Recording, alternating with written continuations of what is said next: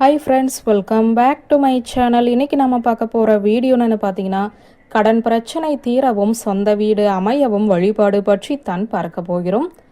ஒருவருடைய வாழ்க்கையில் சொந்த வீட்டில் குடியேற வேண்டும் என்பது அவர்களின் நீண்ட நாள் கனவாக இருக்கும். இது பலருக்கு ஏற்பட்டாலும் ஒரு சிலருக்கு எட்டாத கனியாகவே இருக்கும். அதே போல எந்தவித கடனும் இல்லாமல் நிம்மதியாக வாழ வேண்டும் என்ற எண்ணமும் பலருக்கும் இருக்கும்.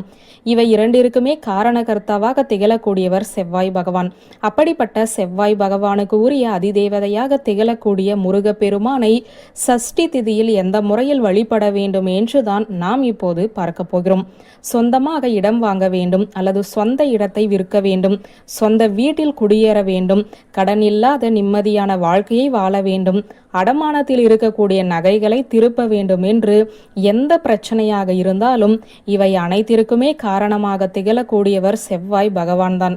அவருடைய நல்லாசியை பெற வேண்டும் என்றால் நாம் முருகப்பெருமானை வழிபாடு செய்ய வேண்டும். முருகப்பெருமானை வழிபாடு செய்வதற்கு உகந்த கிழமையாக திகழ்வது செவ்வாய் கிழமை. உகந்த திதியாக திகழ்வது சஷ்டி திதி. இந்த சஷ்டி திதியில் முருகப்பெருமானை நாம் ஒரு சூட்சமமான முறையில் வழிபாடு செய்யும் போது கடன் பிரச்சனைகள் தீரும். அதே சமயம் சொந்த வீடு வாங்கும் யோகமும் உண்டாகும் என கூறப்படுகிறது. அந்த சூட்சமமான வழிபாட்டை மாலை 6 மணியிலிருந்து இரவு நள்ளிரவு 12 மணிக்குள் எப்போது வேண்டுமானாலும் செய்யலாம், எந்த இடத்தில் வேண்டுமானாலும் செய்யலாம். பெண்களாக இருக்கும் பட்சத்தில் தீட்டு காலமாக இருந்தாலும் தாராளமாக செய்யலாம். இதற்கு எந்தவித தடைகளும் கிடையாது. வீட்டிலும் செய்யலாம், ஆலயத்திலும் செய்யலாம்.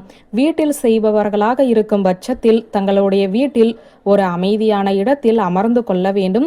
வெறும் தரையில் அமராமல் ஒரு விரிப்பை விரித்து அதன் மேல் அமர்ந்து கொள்ள வேண்டும்.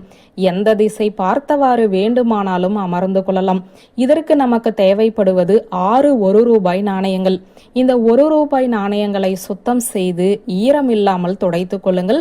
பிறகு இதை உங்களுடைய வலது கையில் வைத்து இடது கையால் மூடிக்கொண்டு முருகப்பெருமானை மனதார நினைத்து கொண்டு முருகப்பெருமானிடம் கடன் ரீதியான பிரச்சனைகள் தீர வேண்டும் எனும் பட்சத்தில் செல்வ வளம் அதிகரிக்க வேண்டும், பணம் பல மடங்கு வர வேண்டும் என்ற நேர்மறையான வார்த்தைகளை பயன்படுத்தி வேண்டிக் கொள்ள வேண்டும். சொந்த வீட்டிற்கு குடியேற வேண்டும் என்றால் அப்படியே நாம் வேண்டிக் கொள்ளலாம். இவ்வாறு வேண்டி முடித்துவிட்டு முருகப்பெருமானின் இந்த 1 வரி மந்திரத்தை கூற வேண்டும். இதை குறைந்தபட்சம் 20 நிமிடத்திலிருந்து அதிகபட்சம் 30 நிமிடம் வரை கூற வேண்டும். எத்தனை முறை கூற வேண்டும் என்று கணக்கு கிடையாது. ஆனால் நிறுத்தி நிதானத்துடன் முழு மனதுடன் எந்தவித கவனச்சிதறலும் இல்லாமல் இந்த மந்திரத்தை கூற வேண்டும். இந்த மந்திரம் பாம்பன் சுவாமிகள் அருளிய மந்திரமாக சொல்லப்படுகிறது. மேலும் சக்தி வாய்ந்த மந்திரமாகவும் இது திகழ்வதால் இதை முழு மனதோடு கூறுபவர்களுக்கு நல்ல பலன் கிடைக்கும் என கூறப்படுகிறது. இந்த மந்திரத்தை டிஸ்கிரிப்ஷன்ல கொடுத்திருக்கேன், பார்த்து தெரிஞ்சுக்கோங்க. இந்த மந்திரத்தை கூறி முடித்துவிட்டு முருகப்பெருமானிடம் மறுபடியும் உங்களுடைய வேண்டுதல் என்னவோ அந்த வேண்டுதலை கூற வேண்டும். இவ்வாறு கூறி முடித்துவிட்டு ஒரு சிறிய சிவப்பு நிற துணியை எடுத்து அதில் நம் கையில் வைத்திருக்கும் இந்த நாணயங்களை வைத்து மூட்டையாக கட்ட வேண்டும்.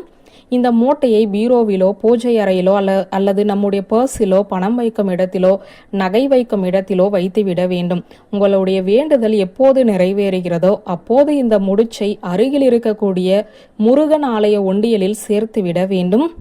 இந்த எளிமையான தாந்திரீக வழிபாட்டை முழு மனதுடன் முருகப்பெருமானை நினைத்து செய்பவர்களுக்கு முருகப்பெருமானின் அருளாலும் செவ்வாய் பகவானின் அருளாலும் கடனற்ற சொந்த வீட்டில் வாழக்கூடிய யோகம் உண்டாகும் என்ற தகவலை சொல்லி இந்த வீடியோவை நிறைவு செய்கிறேன். நன்றி, வணக்கம்.